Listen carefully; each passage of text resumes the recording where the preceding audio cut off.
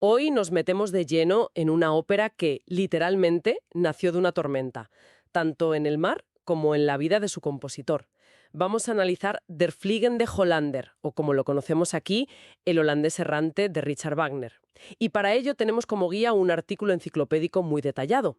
La misión de hoy es entender cómo un compositor de apenas 26 años, arruinado, huyendo, convierte una pesadilla en el mar en la obra que iba a definir toda su carrera.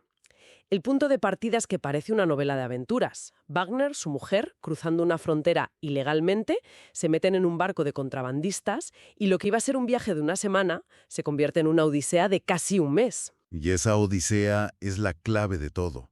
Es que no hablamos de una inspiración, digamos, romántica, ¿no? De un artista mirando el mar. Hablamos de un terror real, del sonido de las olas, del barco teniendo que refugiarse en un fiordo noruego porque no podía más. Es una obra que nace de algo físico, visceral. Y eso se oye en la música. Pues vamos a explorar justo esa conexión. La situación en 1839 es límite para él. Es director de orquesta en Riga, sí, pero ha vivido muy por encima de sus posibilidades. Las deudas lo están ahogando. Totalmente. Es una huida desesperada. Las fuentes cuentan que él y su esposa, Mina, tuvieron que cruzar la frontera prusiana a escondidas. Fue un viaje tan duro que, de hecho, ella sufrió un aborto espontáneo. Vaya. O sea, imagina el estado mental con el que se suben a ese barco, el Detis. No son artistas buscando inspiración, son fugitivos. Han tocado fondo. Y por si fuera poco, el mar no les da tregua.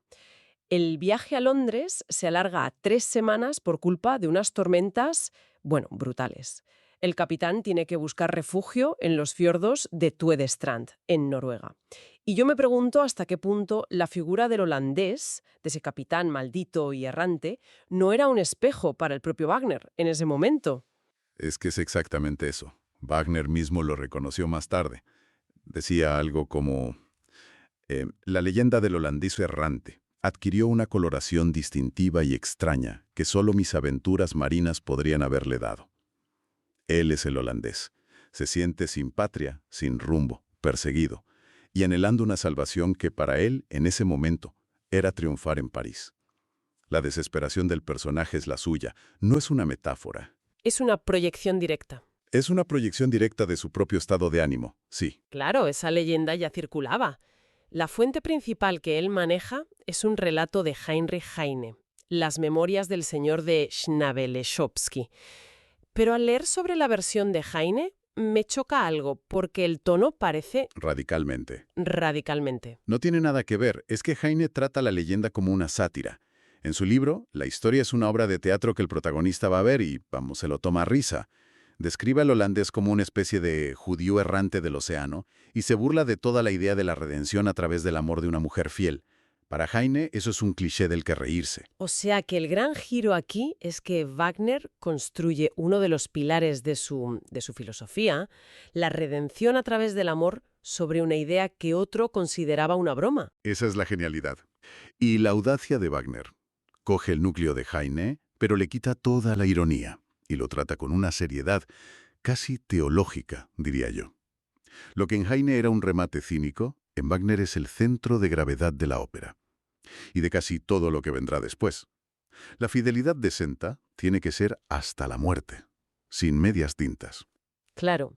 De hecho, él mismo consideraba esta ópera su verdadero comienzo. Hay una cita muy reveladora en un ensayo suyo que dice: «Aquí comienza mi carrera como poeta y mi adiós al mero pergeñador de libretos de ópera». Y no mentía. Es la más antigua de sus obras que se representan Bayreuth. Y ese salto a la madurez se nota también en la música. Entiendo que aquí es donde Wagner empieza a experimentar de verdad con eso que llaman leitmotiv. Pero, a ver, suena término de musicología muy académico. ¿Qué significa realmente para alguien que se sienta a escuchar la ópera? Es la mejor pregunta que se puede hacer, de verdad. Olvidémonos de la palabra técnica. Pensemos en ello como la banda sonora de una película de hoy en día. Un leitmotiv es una melodía corta, una especie de firma musical que se asocia a un personaje, a una emoción o a un objeto. Ajá. Lo revolucionario de Wagner aquí es cómo lo usa. Desde los primeros compases de la obertura, Antes de que se levante el telón, ya te ha presentado a los protagonistas. Primero oyes la música de la tormenta, violenta, caótica. Y de repente, sobre ese caos, emerge un tema solemne, oscuro. Ese es el holandés. Y poco después, escuchas otra melodía, más dulce, pero con un punto obsesivo. Esa es Senta. O sea que antes de ver nada en escena, la música ya te ha contado el conflicto central. Un hombre maldito en medio de la tormenta y una mujer cuya melodía parece ser la única respuesta. Es exactamente. Es toda una declaración de intenciones. Wagner ya no usa la música solo para acompañar el texto, sino para contar la psicología de la historia por debajo, y esa idea de inversión total se ve también en cómo la concibió. Él quería que se representara en un solo acto, sin interrupciones. Sin descanso. Claro. Quería que el público se sumergiera en esa tensión durante 90 minutos sin pausas, rompiendo con todas las convenciones de la época. Aunque hoy casi siempre se haga en la versión de 3 actos, ¿no? Sí, la que se publicó después, pero la idea original nos dice mucho de su ambición. Bueno, para no hacer un repaso de toda la trama, que puede ser un poco denso, ¿qué te parece si nos centramos en los 3 momentos que de verdad definen la historia? Me parece perfecto. Son los puntos de inflexión que lo cambian todo. Pues empecemos por el primero. El pacto. Un capitán noruego, Dalan, se encuentra con este misterioso holandés y, bueno, casi sin conocerse, cierran un trato. La mano de la hija de Daland, Senta, a cambio de un cofre del tesoro. Parece más una transacción comercial que un acuerdo matrimonial. Totalmente. Y eso revela muchísimo de los dos personajes. Por un lado, Daland, que es un hombre pragmático, casi vulgar. Ve un cofre de oro y no se lo piensa. No hay ninguna consideración por su hija. Es un negocio. Claro. Y por otro tienes la desesperación absoluta del holandés. En su gran área, Die Frist ist el plazo ha expirado, expresa un cansancio vital increíble. No busca tanto el amor como el final de su sufrimiento, ya sea la redención o la aniquilación. Está tan desesperado que está dispuesto a comprar a su salvadora. Es un pacto sellado por la codicia y el hastío. El segundo momento clave es cuando conocemos a esa salvadora, a Senta. La escena es fantástica. Sus amigas están en casa cantando mientras trabajan en sus ruecas, en el famoso coro de las hilanderas. Es una escena de normalidad, de vida doméstica. Pero Senta no está con ellas. Está absorta mirando un retrato del holandés. ¿Qué pasa por la cabeza de este personaje? Aquí tocamos el núcleo psicológico de la ópera y un arquetipo que va a obsesionar a Wagner, la mujer redentora. Senta no es una chica normal. Sufre lo que hoy casi llamaríamos un complejo mesiánico. No está enamorada del hombre del retrato, al que no conoce, sino de la idea de ser su salvadora. Se enamora de su propio destino. Exacto. Está enamorada de su propio destino. Cuando canta su balada, narrando la leyenda del holandés, y de repente grita, «Yo seré quien te salve», no es una simple promesa de amor, es la aceptación de una misión trascendental. Ella se ve a sí misma como la única que puede cumplir esa profecía. Y su antigua pretendiente, Eric, intenta hacerla volver a la realidad. Él es el amor terrenal, el normal, la vida tranquila. Pero Senta ya no está en ese plano. Y entonces llega su padre con el extranjero, y Senta y el holandés se quedan mirándose en silencio. Es un momento de una intensidad brutal. Es un reconocimiento mítico, casi de otra vida. Él ve en ella la encarnación de la mujer de la profecía, y ella ve en él la materialización de su obsesión. En ese instante, Dalan, Eric, todos dejan de existir. Solo están ellos dos, el mito y su redentora. El pacto se sella ahí, no con palabras, sino con esa mirada. Y esto nos lleva al clímax, al gran malentendido trágico del tercer acto. Eric, desesperado, se enfrenta a Senta y le recuerda las promesas de amor que se hicieron en el pasado.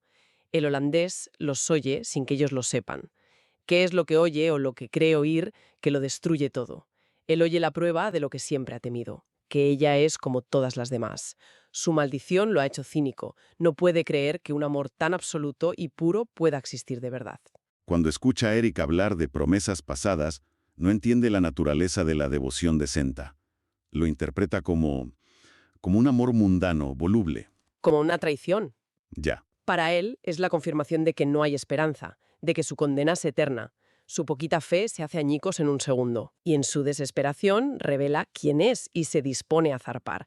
Pero Senta, para demostrar que su juramento era absoluto, corre hacia un acantilado y se arroja al mar gritando que le será fiel hasta la muerte. Un final...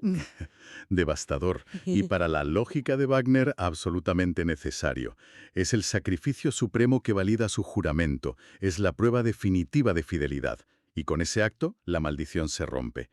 La imagen final que describe la partitura es potentísima. El barco fantasma se hunde y las figuras de Senta y el holandés ascienden al cielo transfiguradas. La redención no se consigue en la vida. No, se consigue a través de la muerte. Un concepto muy romántico y muy wagneriano. Desde luego. Es una historia increíble y se estrenó relativamente pronto, el 2 de enero de 1843, en Dresde, con el propio Wagner dirigiendo. Un dato que me llama la atención es que para los papeles principales se necesitan voces muy específicas. Un bajo barítono para el holandés y una soprano dramática para Senta. Son papeles que exigen una potencia tremenda. Sí, porque tienen que proyectar emociones a una escala épica, sobre una orquesta que ya es muy potente. Y hay un último detalle sobre el proceso creativo que me parece fascinante. Al parecer, Wagner situó originalmente la acción en Escocia, pero justo antes del estreno la cambió a Noruega. Anda, ¿y eso? Pues puede parecer un cambio menor, pero cierra el círculo de una forma muy poética. Convierte la ópera en un eco directo de su propia experiencia, de ese barco buscando refugio del temporal en los fiordos noruegos. Es como si quisiera anclar su obra para siempre en el lugar exacto donde nació la inspiración.